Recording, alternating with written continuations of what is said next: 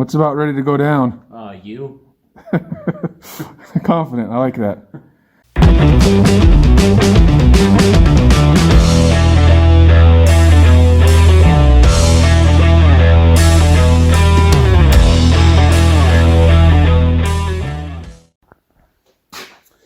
Hey everybody, another Saturday night out here in the Montana garage, and we came out to do a little bit of wrenching. Tonight, not going to do too much wrenching on the hot rods. I got another little project I'm working on. Let me flip the camera around here.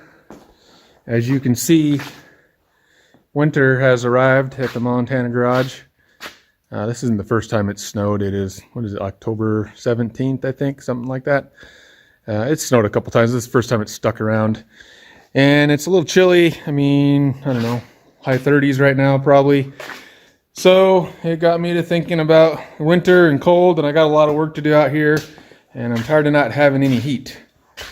I do have a furnace up here. I think I've mentioned it a couple times in a couple other videos.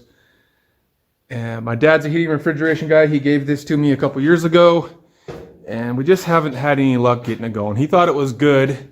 So I went through all the trouble of getting her hoisted up there and everything, and then it would fire, but it just won't run. It's kind of all full of soot on the inside, like where those heat exchangers and that black, that's like a little exhaust fan of some sort. So I'm not a furnace guy, so I don't know the details, but it's all full of soot in there. And my dad seems to think if we could get that cleaned out, it would work. So I had to take pretty much every single piece off of there to get access to the internals, and there's still really no way to clean it. He thinks if I slide that whole heat exchanger unit down out of there, which is like 90% of the way to the furnace, and then like wash it out and let it dry, and then maybe it'll work, or he thinks it'll work, but I guess I'm tired of not having any heat out here, and I'm kind of tired of messing with that thing.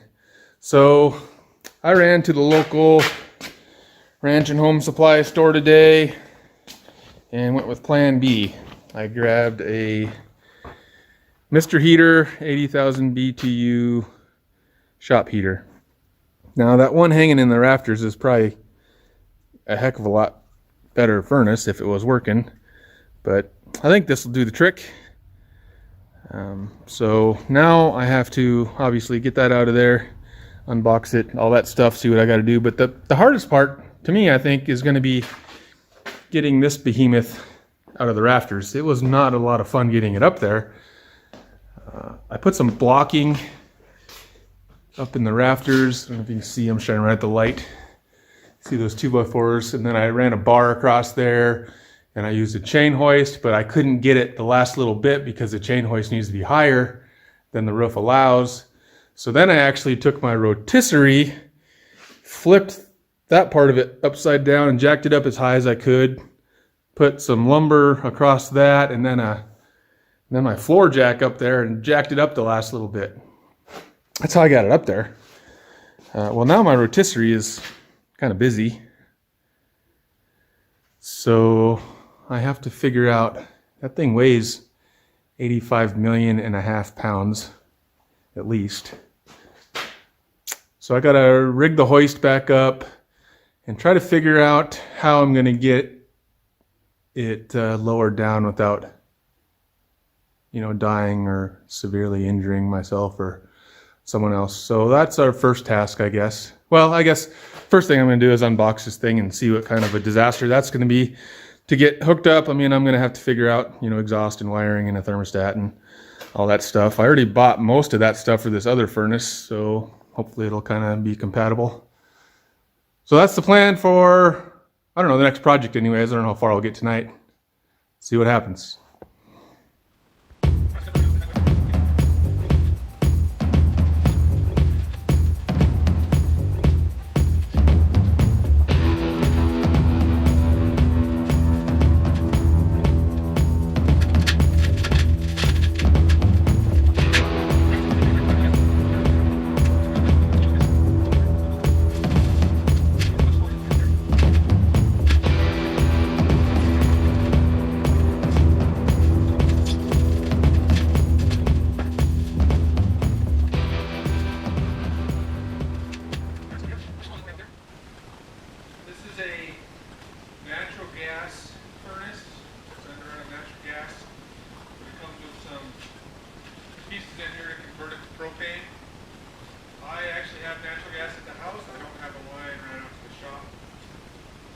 list of stuff to get done this summer.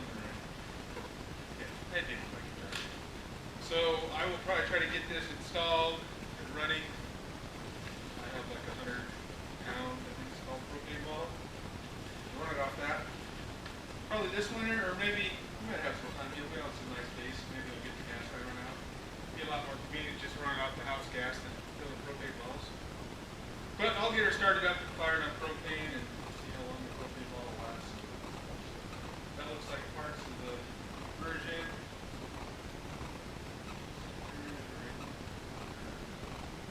Model numbers, stuff like that. I figure you put on it if you convert it to run it off propane so somebody else knows. There's a reader sticker there, put that on there for people to send. More of this is I think these are called. Yes, I guess. That is. And we got some instructions. Don't need those. Just kidding, we need those.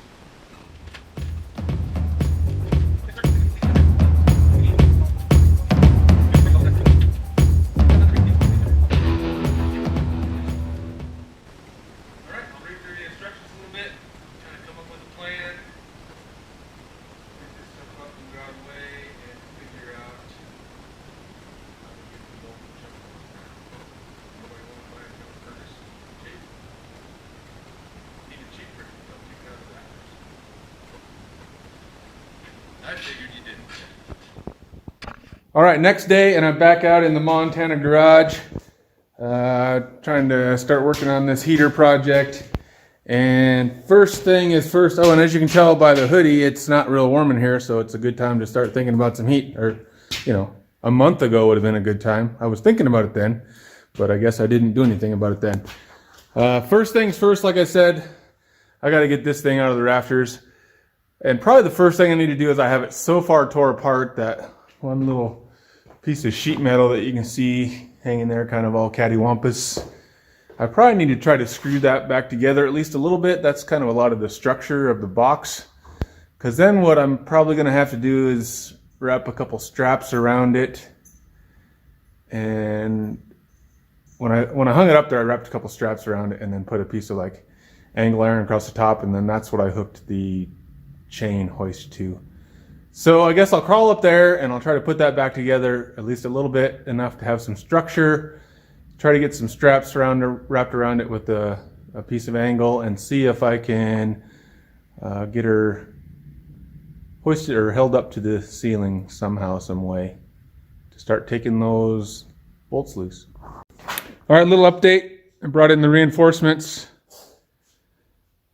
Having fun, Trey? It's cold. It's a little chilly. That's why we're putting a heater in. We could have done this, a month ago. So I kind of jammed that one piece of sheet metal back in there. It's too jacked up to spend forever trying to get all the screw holes started. So I think it has a little bit of structure at least. And then as you see, we wrapped a couple straps around it. I have a piece of angle iron kind of wrapped around the straps are wrapped around at the top. So now I'm going to put a metal bar up in the rafters, hook my chain hoist up to it, and see how much slack we have before the chain hoist is going to actually hold it. I'm probably going to have to figure out some way to rig up a little bit more of a strap or something to take up that slack. But if it's not a whole lot of slack, we might just, send it, take some bolts loose and see where they fly. Probably right through my window, I'm guessing. Moved the car out of the way though, so, at least we got that going for us. What's about ready to go down? You. Confident, I like that. So we got all the slack we can out of this all thread. You see the top one there. Trying to get a little bit of pressure actually on the chain hoist, and there's a little bit, but I'm going to take a little video of my furnace rigging up here. So I'm going to put this under how not to do it. I got that piece of angle up there, and the problem is I can't get that hook on the chain hoist, to grab anything. I should have came up with a little different plan, but once we got this far, I felt like I didn't want to start over. So, I don't know, I stuck this If I was smart, I'd probably weld something in there, but that takes time. So I stuck that C-clamp in there, and I got it as tight as I can get it, thinking that that'll at least keep the hook from sliding fore and aft. It's hard to tell where the center point is on this thing, with it still kind of partially held by these cradles down here. There's not very much weight left on it. This far side, I don't know if I can do it from up here. That far side, I can't see what you're looking at, but it's just crushing in because I didn't put that back together like I should have. So I'm afraid when I finally either slide these out or take the bolts off, bad things are going to happen. There's a little weight on that far corner. There's not much weight. There's not much weight on it, so I'm hoping we're going to be good. But, you know, if this doesn't end well, I guess it's been a good run. Kobe ain't got nothing on me. All right, let's see what happens.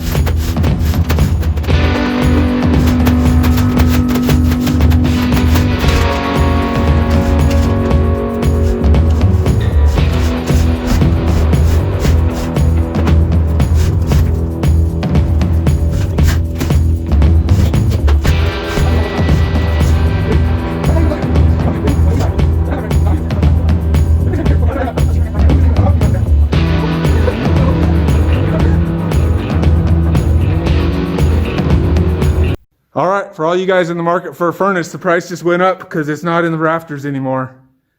Now you got to pay full price. Slightly used.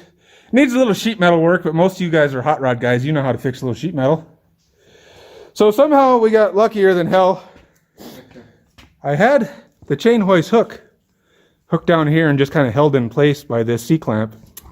But somehow in the fiasco it fell a little bit and the hook caught the C-clamp right there.